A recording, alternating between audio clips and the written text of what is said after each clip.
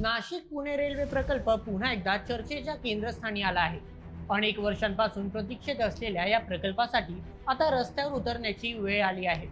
आमदार सत्यजित तांबे यांनी सरकारला स्पष्ट इशारा दिला आहे की 9 ऑगस्ट क्रांती दिनापासून नाशिक पुणे रेल्वेसाठी जन आंदोलन उभारलं जाईल.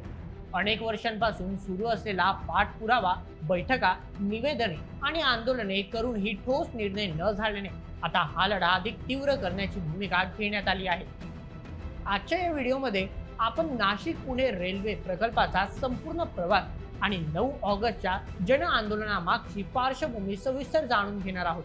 त्यामुळे हा व्हिडिओ शेवटपर्यंत नक्की पहा. मित्रांनो, हा वाद फक्त आजचा नाही, याची सुरुवात जवळपास दशकभरापूर्वी झाली.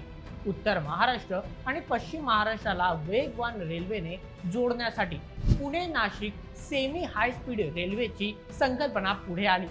Maharashtra rail infrastructure development corporation म्हणजेच महारेल आणि रेल्वे मंत्रालयाने या प्रकल्पावर काम सुरू केलं.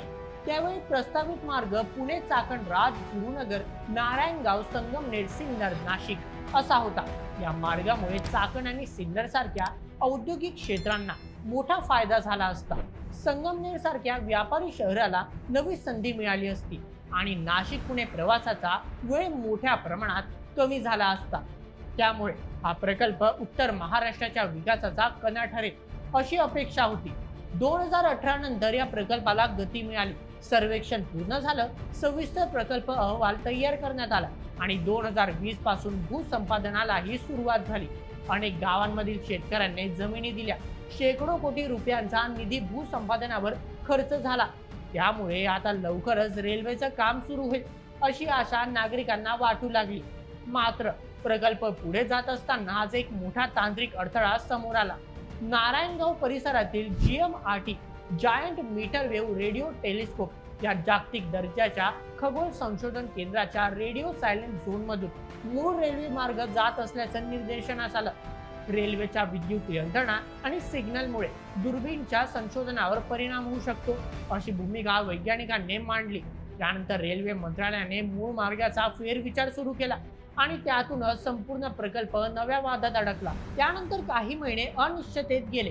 स्थानिक लोकप्रतिनिधींनी केंद्र सरकारकडे पाठपुरावा सुरू ठेवला. दुसरीकडे वैज्ञानिक संस्थांनी GMRT परिसरातून रेल्वे नेल्यास संशोधन धोक्यात येईल असा आग्रह कायम ठेवला.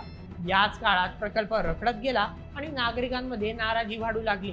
त्यानंतर जून 2026 मध्ये रेल्वे मंत्री अश्विनी वैष्णव यांनी मोठी घोषणा केली.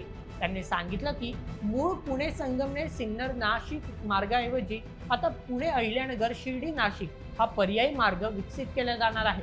सरकारच्या मते हा मार्ग तांत्रिकदृष्ट्या अधिक व्यवहार्य आणि त्याचाच DPR तयार करण्यात आला आहे.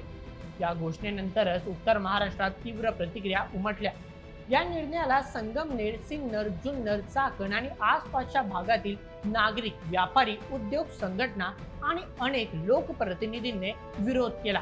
त्यांचा आरोप होता की मूळ मार्ग बदलल्यामुळे उत्तर महाराष्ट्रातील अनेक भाग विकासाच्या मुख्य प्रवाहापासून दूर राहतील.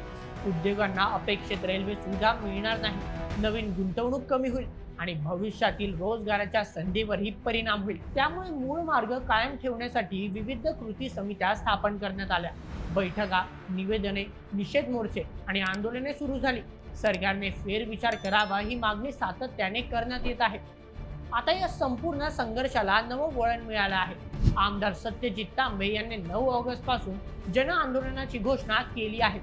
त्यांच्या मते हा केवळ एका रेल्वे मार्गाचा प्रश्न नाही, तर उत्तर महाराष्ट्राच्या विकासाचा, उद्योगांचा, रोजगाराचा आणि पुढील अनेक पिढ्यांच्या भवितव्याचा प्रश्न आहे. त्यामुळे सरकारने लवकरात लवकर स्पष्ट निर्णय घ्यावा अशी मागणी त्यांनी केली आहे. आता सर्वांचं लक्ष सरकारच्या पुढील भूमिकेकडे लागलं आहे. सरकार मूळ मार्गाचा फेरविचार करणार का की पर्यायी मार्गावरच पुढे जाणार? याच उत्तरावर नाशिक पुणे रेल्वे प्रकल्पाचं पुढचं भविष्य ठरणार आहे. तुम्हाला काय वाटतं? नाशिक पुणे रेल्वेसाठी मूळ पुणे संगमनेर सिन्नर नाशिक हाच मार्ग योग्य होता का, की पुणे अहिल्यानगर शिर्डी नाशिक हा पर्यायी मार्ग अधिक योग्य आहे? तुमचं मत आम्हाला कमेंटमध्ये नक्की कळवा आणि अशाच व्हिडिओसाठी सबस्क्राईब करा बोल MH या यूट्यूब चॅनलला. धन्यवाद.